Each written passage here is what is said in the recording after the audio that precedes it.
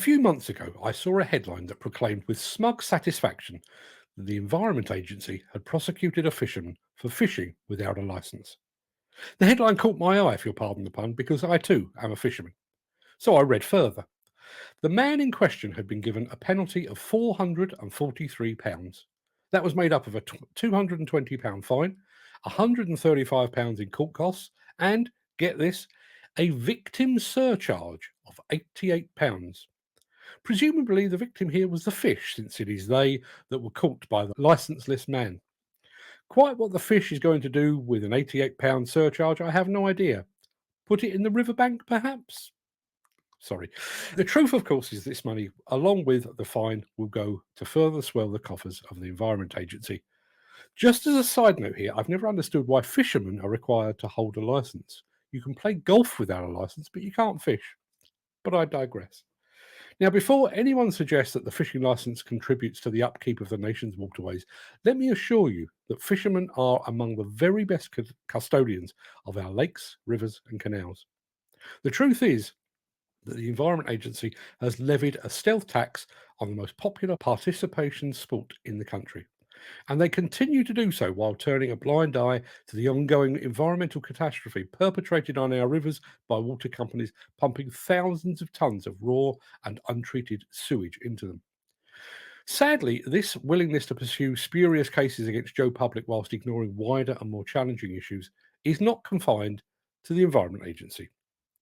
Our police force, once the envy of the civilised world, is equally guilty.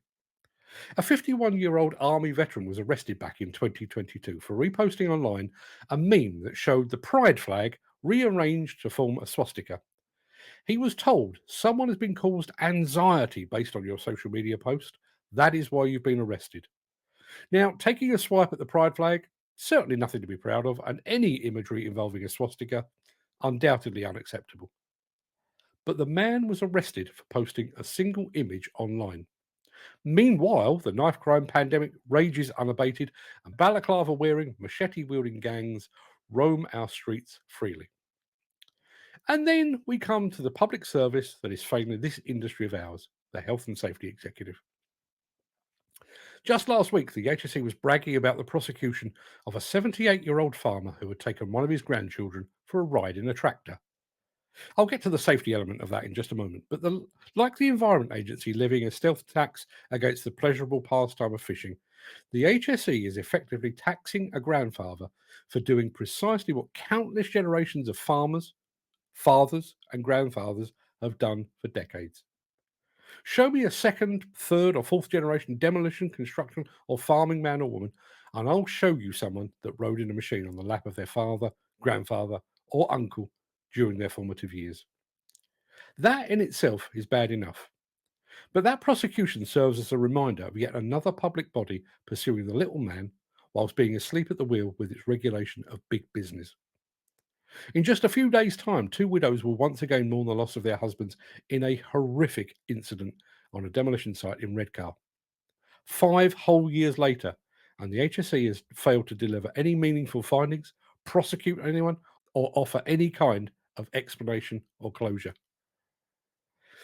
At the time of writing and recording this, it is 8 years, 6 months, and 12 days since the collapse of the boiler house at the Didcot A power station that cost the lives of 4 men. Just like Redcar, the families of those 4 men are still waiting for answers. There's been no prosecution because presumably the crack squad of HSE inspectors were too busy detaining elderly farmers. In all three instances, the Environment Agency, the police, and the HSE, these bodies are underfunded and understaffed. But that underfunding has had an unexpected and unwelcome side effect. It's rendered them largely toothless. The few teeth they have left are insufficient to deal with big issues like widespread and deliberate pollution, machete gangs, or major industrial accidents.